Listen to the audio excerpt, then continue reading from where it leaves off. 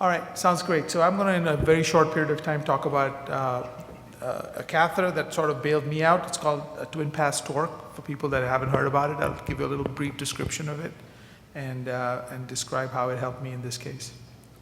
So this is a 57-year-old male patient with class 3 angina despite good medical therapy. He had like a PCI of his proximal vein graft, which was failing in December, and then ended up trying to have an attempt retrograde by another operator while the graft was open to open up the native, but was unsuccessful and complicated by a distal dissection in the ongoing posterolateral branch, and that attempt was aborted, and the patient was then referred back 3 months later, and I attempted to open up his native right coronary, I think in April.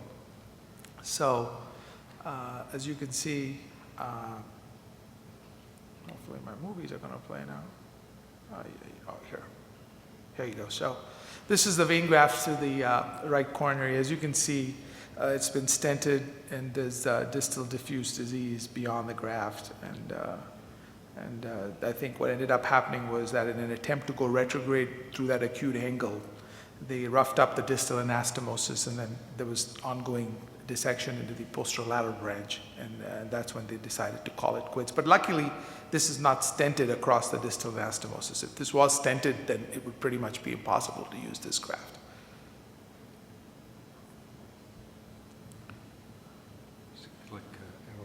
Yeah, so ended up, we planned, since the previously attempt was a legitimate retrograde attempt, I decided that I would go antegrade dissection reentry as my planned strategy. We basically ended up using a Fielder XT, as you can see in the left panel, that knuckled pretty easily along with an AL.75 and a trap liner, along with a turnback spiral to the distal anastomosis. I was using my vein graft to mark the distal vessel. And then I got lucky.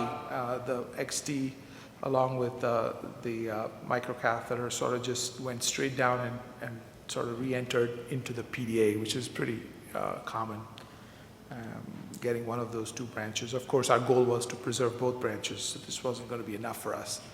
So the wire enters the distal true lumen of the PDA. And then, this is how the graft connects to the PL. So I'm like, how is this going to get sorted out? And this is an LAO view, this is another view, and it just looks to me that the PL comes across the native, and where is the distal bifurcation now, and where does the graft actually tie in? So those were all questions that I think I'll pose the panel, but I couldn't sort out and was sort of confused. And so that's where I was kind of like stuck in this case and kind of really was unable to figure this out. So just a question to Farouc. Will CT help us here? Well, pre-procedural CT might allow you to figure out the best angle to expose that bifurcation, so you would actually have a chance to plan it ahead of your procedure. You might have to do something very unusually angulated or LAO 70 or something like that to see this. So you can sometimes actually play with the angles that would expose it, so that way it's helpful. In real time, if you can segment it and then use that exposed angle, that would also help. Could you have put the wire again through the SVG down that posterolateral branch? I mean, so we had flow down the posterolateral branch, so that was not, I mean, I knew where it was, I just didn't know where it connected. Exactly. So. All right, so how did you solve it? So this was this weird angle. As you can see, the steep ariocaudal view, which potentially gave me some inkling as to where there might be this early bifurcation that comes off in the right coronary where the PD and the PL bifurcate. And on the right panel, I ended up having to use a TwinPass torque and a Pilot 200, as you can see, getting into the posterolateral branch. And you can see it comes off, I mean, in pretty, I mean, of course, granted, this is an unusual view, but even that takeoff seems rather unusual where it really comes off, which is not a typical view that you would use to sort the bifurcation out. Yeah, had you run an IVUS down there yet? I had, and that didn't help. That going down the native right, I just couldn't see because the previous stent in the graft was sort of inhibiting my views. And you have to remember it's tented. So it's completely, the anatomy is completely distorted. Yeah. So. Yeah. So a TwinPass, just to know what a TwinPass is, these are both dual lumen catheters, the TwinPass and the TwinPass Torque. They are both fabulous to get into side branches or in circumstances like these. The important thing is that the shaft construction of the TwinPass Torque is slightly different. It has a stainless steel braid, and the distal tip length is a little bit shorter as compared to the TwinPass, which is sort of important to know because you want to know where the proximal lumen is so you can re-enter.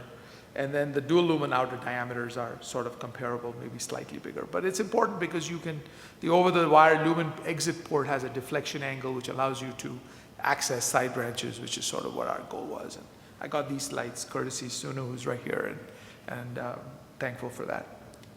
So deployment tricks, again, don't over-rotate this in any one direction because you can have a wire wrap. You can basically, it's similar to a clockwise or counterclockwise rotation with any of our microcatheters. You identify the orientation of the exit port either by the offset marker band or like I did, which I didn't know at that point, just use a trial and error method using my guide wire tip. So ultimately, I ended up killing the graft once I got in, and I used the Azure coils, which is sort of our go-to strategy to coil grafts, especially if the diffuse diseases wasn't so hard, because the graft it just landed right at the distal edge of the graft and just prior to the anastomosis, and was able to close the graft.